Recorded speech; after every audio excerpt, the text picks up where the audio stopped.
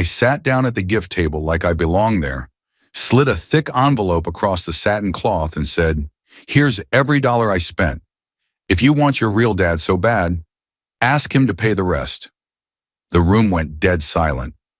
"My name is Tom Halverson. I'm 56 years old, born and raised in Cedar Falls, Iowa, the kind of town where folks still wave even if they don't remember your name, and where you can't sneeze without somebody's cousin hearing about it by supper." That night started like any other cold Midwestern evening in late February. Gray sky, dirty piles of snow shoved up against curbs, the kind of damp chill that crawls up your pant legs and settles in your knees. I'd left the job site a little early, washed up in the shop bathroom with industrial soap that never quite gets the smell of metal and dust out of your hands, and put on my nice clothes. For me, that meant a clean button-up shirt, dark jeans without paint stains, and my good boots. I was supposed to be heading to my stepdaughter Rachel's engagement party. Rachel is 28, smart, pretty sharp as a tack when she wants to be. I've been in her life since she was 16, 12 years. Long enough that people in town say, "That's your girl," and I nod like it's true because for a long time it felt true. The party was at a church hall over in Waterloo. Not fancy, but nice. White folding chairs, a stage with a battered podium, a kitchen that always smells like coffee and casserole no matter what you cook in it. The kind of place you rent for baby showers and retirement parties, fish fries, and funeral lunches. I'd paid for the rental deposit, the catering, the band. I'd signed my name on every line like it meant something. I even had an expensive gift sitting right beside me in my truck, an engraved bracelet Rachel had hinted at, plus a card with a cash gift tucked inside. The bracelet was in a small velvet box, the kind you hold like it could break if you squeeze too hard. I stopped at Casey's first because I needed a minute. If you're from around here, you know Casey's isn't just a gas station. It's coffee and gossip, breakfast, pizza, warm air blasting when you walk in. That evening, the place smelled like pepperoni and melted cheese, and the floor mats by the door were soaked from slush. I didn't go inside. I just parked out front, hands on the steering wheel, watching the fluorescent lights buzz above the pumps. That's when my phone buzzed. A text from Rachel. "Don't come. My real father doesn't want you here." "No, Tom. No, please. No explanation." Just like that. For a second, I stared at the screen so long my eyes started to water. Not from crying, but from that stupid human thing where your body doesn't know what to do with shock. My throat went tight. I swallowed hard and tasted the cheap coffee I'd bought earlier that day. I read it again. "Don't come. My real father doesn't want you here." My real father. As if I was some kind of stand-in, a temporary piece of furniture you move out when the real one comes back into the room.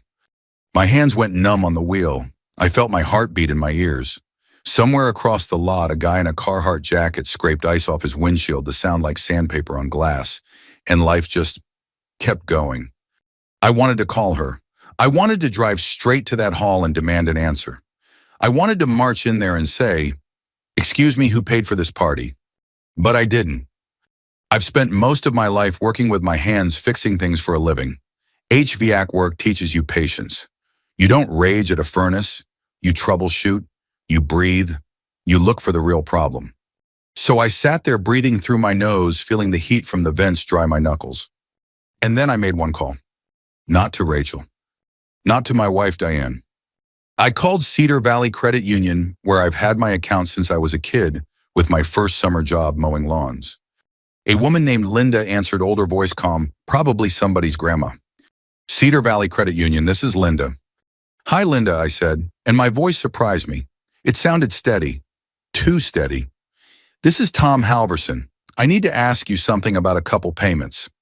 "Of course, Tom," she said. "How can I help?" I stared out at the Casey's sign glowing red against the gray sky. If I authorized a deposit for an event, and I'm the one on the contract, what happens if I withdraw authorization for the final payment? There was a pause, and I could hear her fingers typing. "Well, Tom," she said carefully, "if the charge hasn't posted yet, we can place a stop payment or dispute future charges, depending on how it's set up. But I'd recommend you speak with the merchant as well. And I'm not trying to pry, but is everything all right?" I almost laughed. Not because it was funny, because it was so Iowa. People always want to help, but nobody wants to step where they don't belong. I swallowed again. "No," I said quietly. "No, it's not." Linda didn't rush me. She didn't fill the silence with nonsense. She just waited like someone who'd lived long enough to understand sometimes you need a breath. We can protect you from unauthorized charges, she finally said. But if your name is on the agreement, you'll want to make sure you're not opening yourself up to penalties. Do you have a copy of the contract? I do, I said. Okay, Linda said, voice gentle. Bring it in tomorrow morning if you can. We'll look at what's pending. And Tom, whatever's going on, you have a right to understand what you're paying for. When I hung up, my phone felt heavier in my hand. I should tell you right now I didn't make that call because I was planning some evil scheme. I didn't even know what I was going to do. All I knew was this: I wasn't going to be blindsided. Not again. Because that text wasn't the first slap. It was just the one that finally landed, where nobody could pretend it didn't hurt.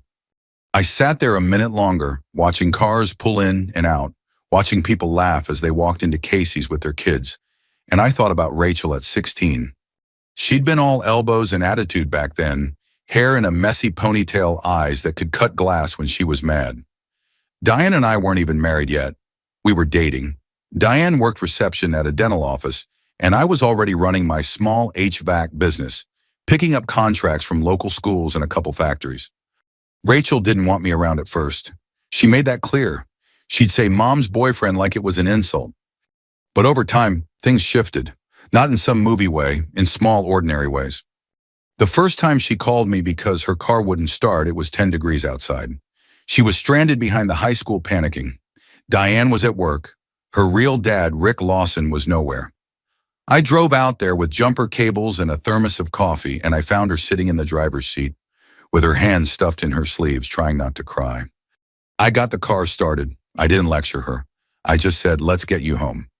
On the ride back, she stared out the window and said barely audible, thanks. That was it, one word. But it felt like a door cracked open. And I walked through it over the next 12 years, one small act at a time. I paid for braces. I helped with college applications. I attended choir concerts where she wasn't even singing. She just liked having someone in the audience. I fixed a leaky sink in her first apartment. I co-signed a car loan when she didn't have enough credit. I didn't do those things to buy her love. I did them because that's what you do when a kid is in your life. That night at Casey's, staring at her text, I realized something ugly. Maybe she'd never stopped seeing me as Mom's husband. Maybe all those years I was just the guy who showed up and paid. I started the truck and pulled out of the lot, the tires crunching over salt and slush. Instead of heading straight to the hall, I drove past it slow. The church hall sat back from the road, lit up, bright cars lined up in the lot. I could see people through the windows moving around, setting up. I saw a cluster of balloons by the door. And then I saw the banner. Celebrating with family. Under it on an easel was a big photo board. At the center was Rachel and a man with dark hair and a loud smile, his arm around her like he'd earned the right. Rick Lawson. Her real father. I didn't see Diane next to me in those photos. I didn't see me. It was like the last 12 years had been erased and replaced with a highlight reel starring him. I kept driving. My hands gripped the wheel so hard my knuckles went white. My chest felt tight, like someone had strapped a belt around my ribs. I pulled into a side street a couple blocks away and parked under a bare tree. The branches clicked against each other in the wind. I stared at the gift on the seat next to me. I thought about walking in anyway. I thought about sitting quietly in the back. I thought about letting them ignore me and pretending I didn't care like I'd done before. But then I imagined Rachel's face if Rick pointed at me in front of everyone and said, "What's he doing here?" And I imagined the pitying looks, the whispers. And I realized something else. If I walked in there, I'd be agreeing to be the extra. So I didn't. Instead, I opened my phone and scrolled to Diane's name. My thumb hovered. I didn't want to fight over text messages. I didn't want her crying and saying I was overreacting. I didn't want to be told again to be the bigger person. I put the phone down. I sat there in my truck and listened to my own breathing. Then another text came through. From Diane. Rick wants it this way. Please don't make this harder. That one hit worse than Rachel's.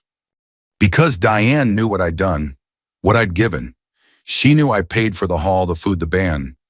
And she still chose his comfort over my dignity. I leaned my head back against the seat and closed my eyes. For the first time in a long time, I let myself feel it. Not just anger. Grief. The kind that comes when you realize you've been loyal to people who don't value loyalty. I don't know how long I sat there. 10 minutes. 20. Time doesn't work right when your heart is chewing on something sharp. Finally, I picked up my phone again and made another call. This one to my friend Gary McNally. We'd served together years ago in the Guard. Now he ran a small insurance office and spent most Friday nights at the VFW. Gary answered on the second ring. Tommy, you headed to the big shindig. I swallowed. No, I said. I'm parked down the street. What's wrong? His voice changed, went serious. I told him about the text, about Rick, about Diane's message. There was a silence on the line, and then Gary let out a slow breath. Well, he said, that's a special kind of low. I don't want to blow up, I said. I don't want to do something stupid. You won't, Gary said. You're not wired that way. But listen to me, do you have the paperwork? The contracts? I do. Good, he said. You're going to bring them to me tomorrow. I'll have my niece look at them. She's a lawyer over in Cedar Rapids. Not some hotshot, the kind who reads every line. I stared out at the dark street, the glow of the hall in the distance. Gary, I said, my voice low. What if I just let it go? What if I just pay and stay quiet like always? Gary snorted. Tom, you can be kind, you can be patient, but you're not a doormat unless you choose to be. That sentence stuck in my chest like a nail. I thanked him and hung up. Then I did something I didn't expect. I took the velvet box with the bracelet out of the bag, held it in my palm for a moment, and then set it back down like it weighed too much. I picked up the card with the cash and stared at the neat handwriting I'd practiced, so it didn't look like a contractor scrawling on a work order. Love you, proud of you, always here. I tore it in half. Not in a dramatic ripping frenzy. Just a clean, quiet tear. Then I put the gift back in the bag, started my truck, and drove home. The whole way the radio played some country song about forgiveness and family, and I turned it off because I couldn't stand the lie of it. When I pulled into my driveway, the porch light was on. Diane was inside. I could see her silhouette through the curtain. I sat there with the engine idling and thought, this is going to change everything. Because that night I didn't go to the party. But I didn't disappear either. I was done being the man who paid for the lie. And the next time they all stood in a room together, Rachel, Diane, Rick, and me, I was going to make sure the truth had a seat at the table. I didn't sleep much that night. I lay on my side staring at the dark outline of the dresser, listening to the furnace kick on and off the house, making its usual winter noises, pipes ticking the wind, whirring at the eaves. Diane slept facing away from me, her breathing steady. I wondered if she was relieved I hadn't shown up, or embarrassed, or if she'd already decided this was my fault somehow. Around 5:30 I gave up. I got out of bed quietly, pulled on a sweatshirt, and went to the kitchen. The coffee tasted burnt and weak, but I drank it anyway. Habit, comfort, something to hold on to. On the table I laid out the contracts I'd pulled from my filing cabinet the night before. Church hall rental agreement, catering invoice, band contract, my name, my signature, over and over. I stared at them like they belonged to someone else. At 6:30 I drove into Cedar Falls proper, the sky still that dull pre-dawn blue. I parked outside Cedar Valley Credit Union, the same brick building I'd been walking into since I was a teenager, cashing paychecks from summer jobs. Linda recognized me right away. Morning, Tom, she said, smiling gently. Rough night. I gave a short laugh. You could say that. We sat in a small office with fake wood paneling and a framed picture of a cornfield on the wall. She went through the paperwork, slowly explaining things in plain language. You're protected from future charges if you revoke authorization, she said. But if services were already rendered, you'll want documentation. You're doing the right thing bringing this in. I nodded, but my mind kept drifting not to the party, not to Rick, but to Rachel. Because once you've been called dad in your heart, it's hard to just shut that off. Driving home, I passed the high school. The parking lot was full, students trudging inside with backpacks slung low, shoulders hunched against the cold. It hit me then harder than I expected. I remembered another winter morning years ago when Rachel was a senior. It had been 2 a.m, February again, the kind of cold that makes your teeth hurt. Rachel's car had broken down in our driveway the night before starter shot. She had an exam the next day she couldn't miss. Diane was asleep. Rick was nowhere as usual. I pulled on boots and went out to the garage with a space heater and a trouble light. Rachel sat on a folding chair near the workbench, wrapped in one of Diane's old coats, trying to stay awake. "You don't have to do this," she'd said, eyes heavy. "I can reschedule." "No," I told her, already reaching for my tools. "This is what dads do." I hadn't meant to say it out loud, it just slipped out. She hadn't corrected me. She nodded, leaned her head back, and fell asleep to the sound of me working. I fixed that car before sunrise. When she woke up groggy and confused, I handed her the keys and said, "Go get 'em." She hugged me tight, no hesitation. I'd stood there in that cold garage feeling 10 feet tall. That memory followed me all the way home. When I pulled into the driveway, Diane's car was already gone. She'd left early, probably to help clean up whatever mess the party turned into, or to comfort Rachel. I went inside, hung up my coat, and sat at the kitchen table again. Around 9, my phone buzzed. A text from Diane. "Last night was difficult. We'll talk later." That was it. No apology, no acknowledgement of what she'd allowed to happen. I set the phone face down. Around noon, Gary called. "Brought donuts to the office," he said. "Figured you could use one." We met at his insurance office downtown. It smelled like coffee and old carpet. He handed me a paper bag and leaned against his desk. "I talked to my niece," he said. "She's willing to look at everything. Pro bono." I nodded, "Thanks." "She said something interesting," Gary added. "If your name's on all the contracts and Rick told people he was paying, that's not just rude, that's potentially fraudulent." I exhaled slowly. I don't want to ruin anyone. Gary looked at me hard. "Tom, you didn't set this up. You didn't lie. You didn't humiliate anyone. You just existed." That stuck. On the way home, I stopped at Hy-Vee for groceries. Habit again.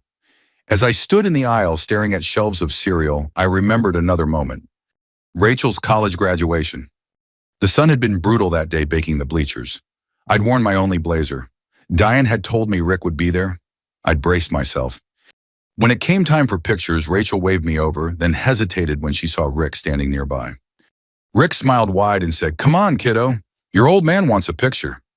Diane leaned close to me and whispered, "Maybe you can take the photo." Rick wants to stand next to her.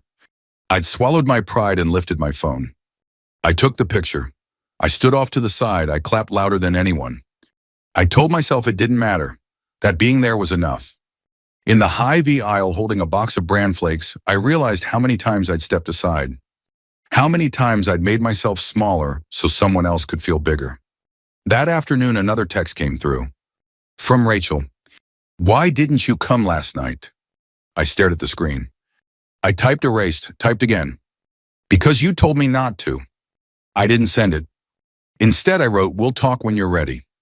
That evening, Diane finally came home. She looked exhausted, makeup smudged, eyes red. We sat across from each other at the kitchen table like strangers. "You embarrassed her," she said quietly. I laughed then, not kindly. I wasn't even there.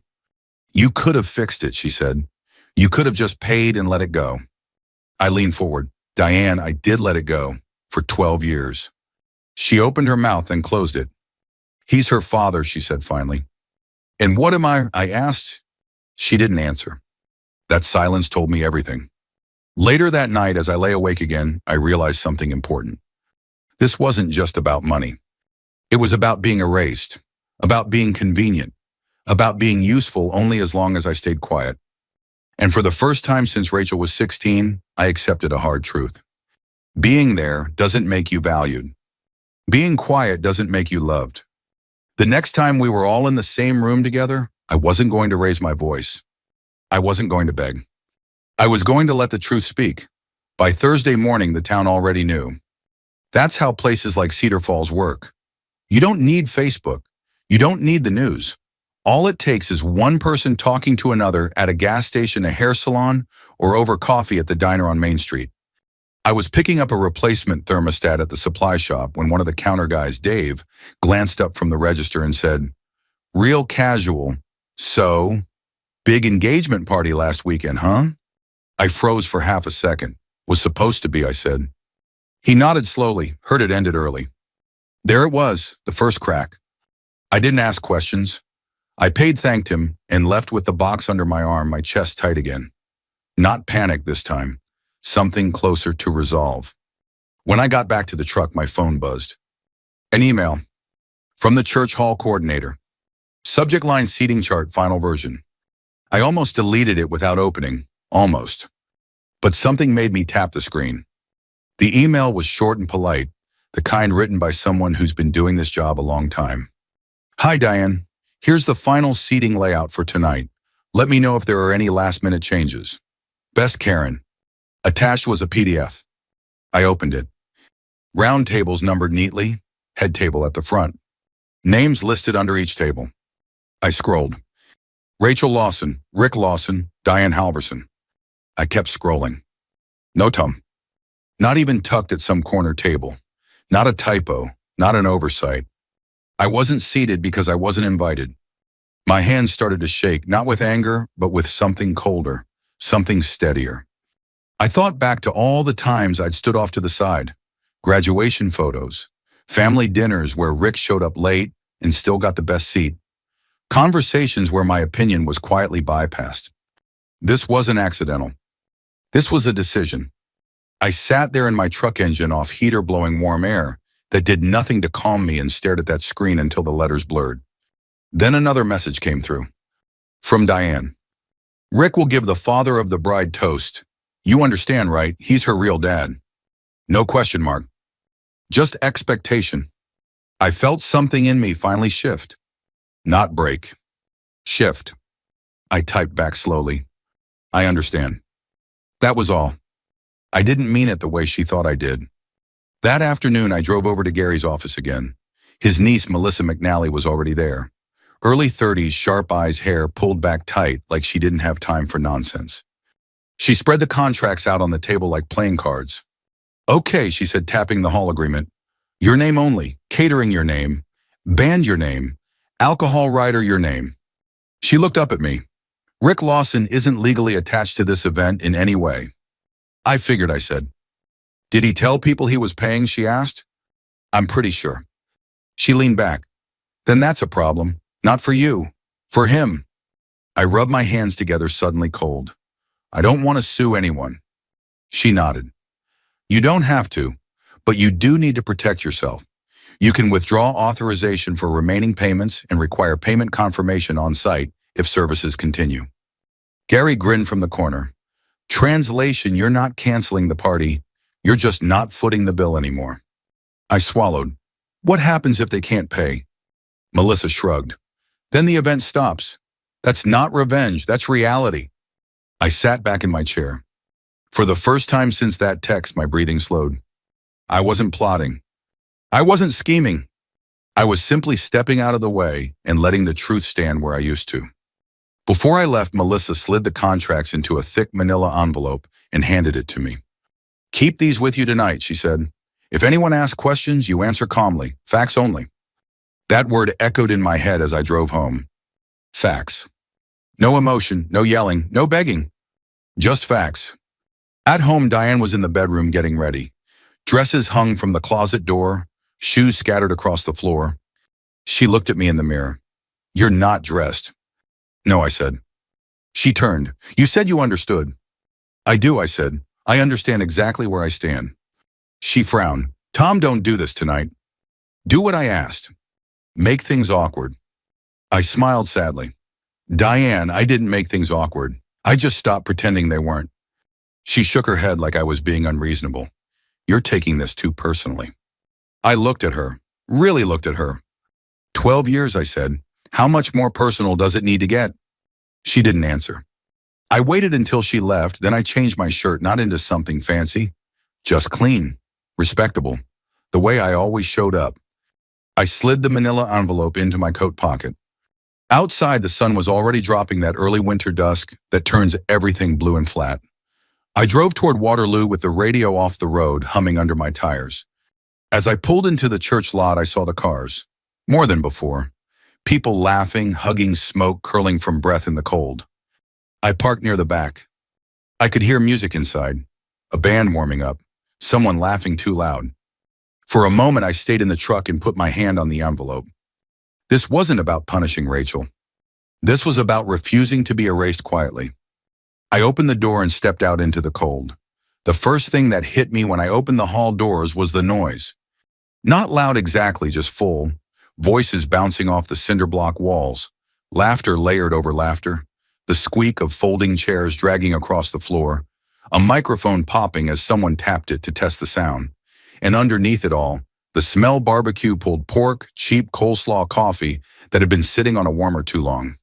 Sweet Carolyn drifted out from the stage as the band ran through a chorus, the singer half laughing, half singing, while people clapped along out of habit. I stood just inside the doorway for a second, letting my eyes adjust. White lights strung along the walls, balloons tied to weights on each table. The gift table sat off to the right, already crowded with envelopes and wrapped boxes. The photo board was front and center, Rick's arm slung around Rachel, in almost every picture like a brand mark. No one noticed me at first. That shouldn't have hurt, but it did. I took off my coat and folded it over my arm. Walked in slow, steady, the way you do when you're trying not to look like you're looking for someone. Rachel stood near the stage laughing with a group of friends. She looked happy, radiant even. For a split second, my chest tightened with something like pride. Then she saw me. Her smile faltered, just for a beat. Then she looked away like she hadn't. Diane was at a table near the front fussing with centerpieces. She glanced up, saw me, and froze. Her face went pale, then flushed. Rick was already holding court by the bar area, drink in hand, voice booming. He looked good. That was the thing. Leather jacket, confident grin, the kind of guy people assume is generous just because he's loud. I made my way along the wall, nodding at a couple people I recognized. Old neighbors, a former client, a guy I'd fixed an air unit for last summer. Tom, someone said, clapping me on the shoulder. It was Uncle Harold, Diane's cousin. Big guy, red-faced, always smiling. Great job funding this thing, he said, laughing. You're a saint, man. There it was. Not meant to hurt, but it landed anyway. Just doing my part, I said evenly. He wandered off before I could say anything else. I stood there, hands at my sides, feeling that familiar pressure in my chest, the one that comes when you're being talked about like you're not quite there. The band stopped playing. The singer leaned into the mic. All right, folks, we'll be starting toasts here in just a bit, so grab your drinks. A few cheers went up. That's when Karen, the hall coordinator, spotted me. Middle-aged woman, practical haircut, clipboard tucked under her arm like it was glued there. Tom, she said, approaching. Her voice was polite, but there was something cautious in her eyes. Can I speak with you for a moment? Of course, I said. We stepped aside near the kitchen doors. I just wanted to confirm, she said quietly.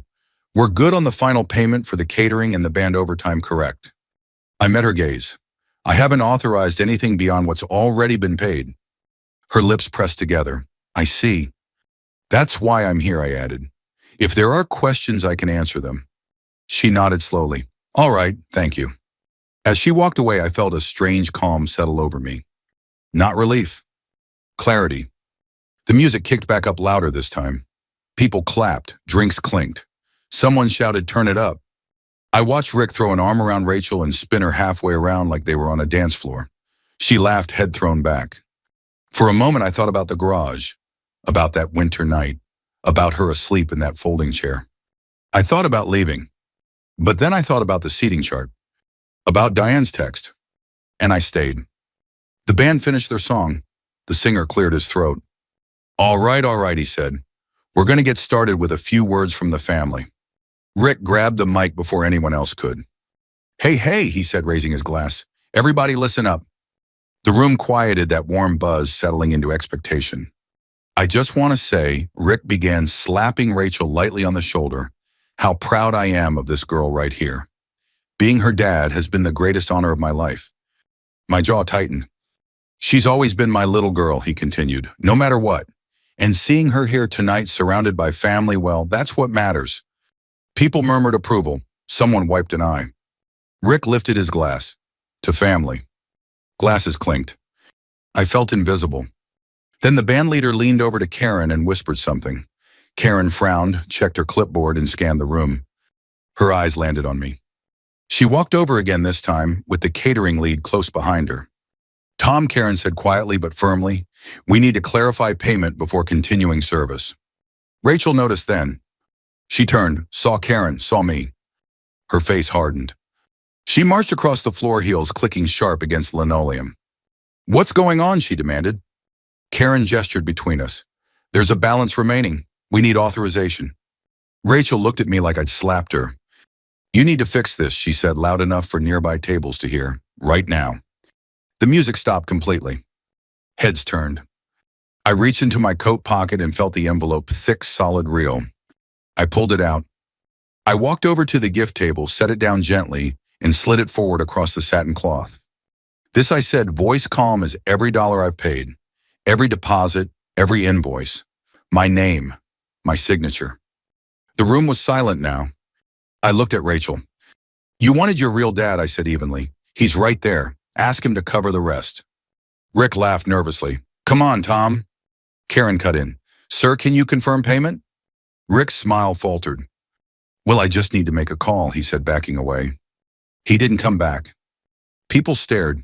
Someone whispered I thought Rick was paying. Diane stood, frozen hands over her mouth. Rachel's face crumpled, not into tears, but into confusion. Shock. I picked up my coat. "I didn't ruin this," I said quietly. "I just stopped paying for the lie." Then I turned and walked out into the cold. The cold hit me like a slap when I pushed the hall doors open. February air, sharp and clean, burned my lungs for a second. Behind me, the music didn't start back up. No laughter followed, just a low, confused murmur leaking through the walls like a crowd unsure what it was allowed to feel. I stood there for a moment under the yellow parking lot, lights, my breath, fogging in front of my face. Hands trembling, not from fear, but from the release. From finally saying the thing I'd swallowed for years. I didn't drive off right away. I leaned against my truck, staring up at the bare Iowa sky, thinking it would feel better than it did. It didn't. It felt heavy. I sat in the driver's seat with the engine off, listening. After a minute or two, I heard the hall doors open again. A few people spilled out, coats pulled tight, voices low. Someone laughed awkwardly. Someone else said, "Well, that was uncomfortable." I started the truck and pulled out slowly, passing the front of the hall one last time. Through the windows, I could see staff clearing plates that hadn't been touched. The pulled pork trays already cooling, steam gone. The band packing cables in silence. Rick was nowhere in sight. I drove home with the radio off. When I pulled into the driveway, the porch light was still on.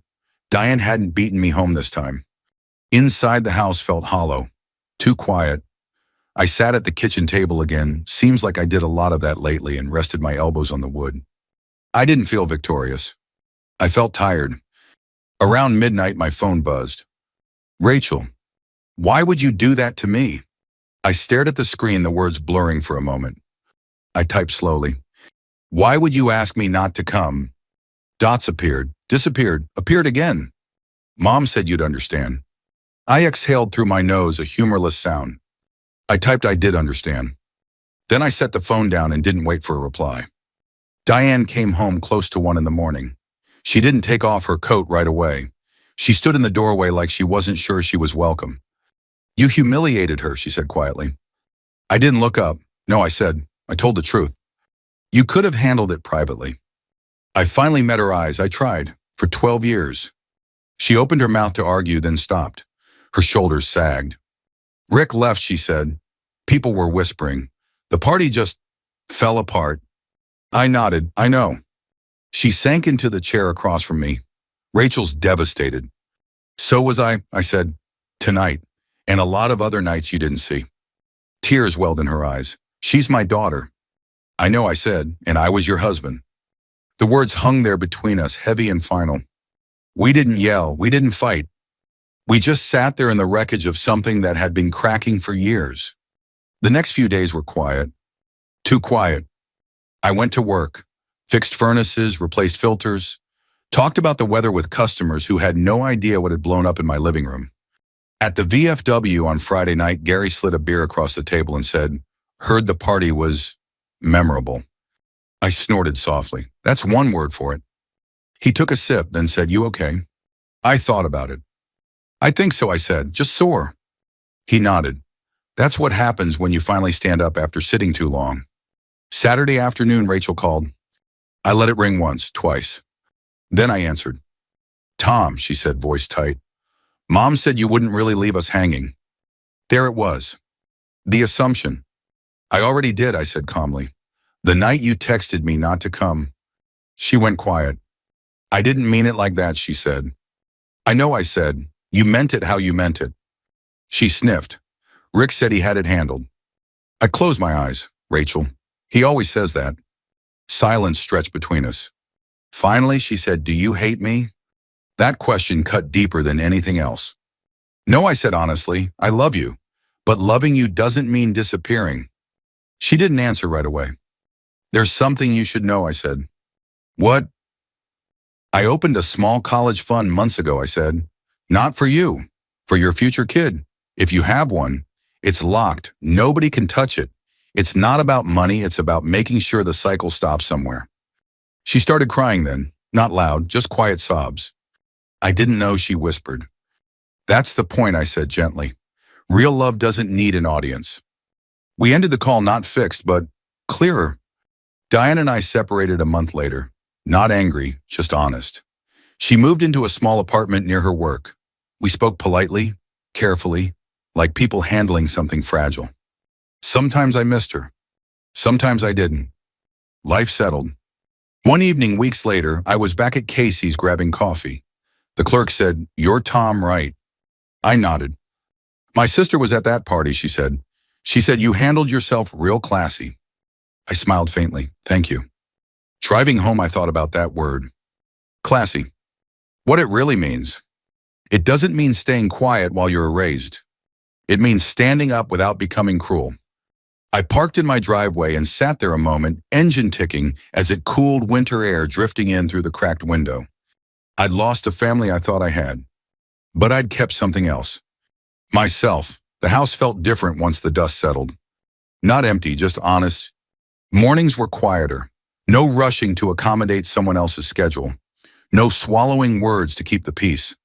I woke up when I woke up, made coffee strong enough to taste, and sat at the kitchen table watching the light come up over the neighbor's bare maple tree. For a while, that was enough. Rachel and I didn't talk for a few weeks after that call. I didn't push. I'd learned my lesson about forcing my way into places I wasn't wanted. Diane and I handled the separation like adults who were tired more than angry, dividing things carefully, speaking gently, avoiding old arguments because we both knew they led nowhere good.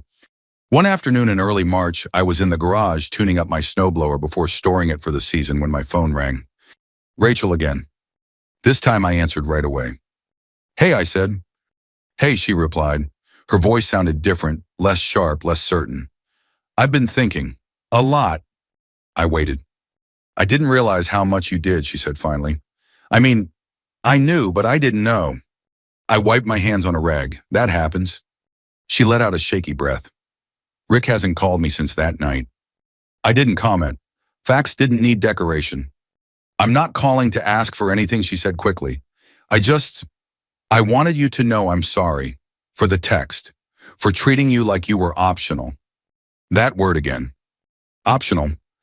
"Thank you for saying that," I said. And I meant it. We talked a little longer.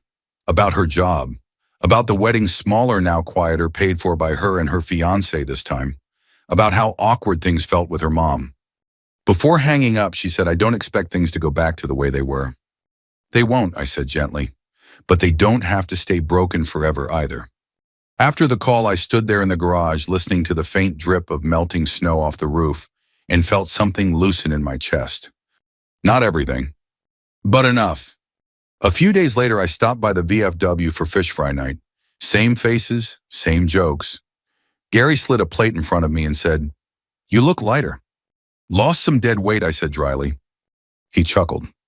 Funny how expensive peace is until you realize it's the cheapest thing you can buy. He wasn't wrong. Spring came slow that year the way it always does in Iowa. Patches of brown grass showing through snow. Mud everywhere. But there was a promise in the air. You could feel it if you paid attention.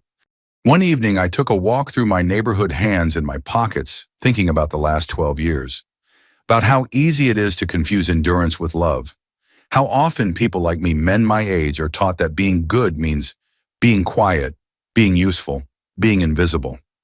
Here's what I learned the hard way. Love without respect turns into a debt that never gets repaid. Silence doesn't keep families together, it just teaches them who they can step over. And dignity isn't loud. It doesn't shout or slam doors. It simply refuses to be erased. I didn't win that night at the party by humiliating anyone. I won by telling the truth and walking away with my head up. If you've ever been the one who paid, who showed up, who fixed things, while someone else took the credit, this story isn't about revenge. It's about remembering your worth.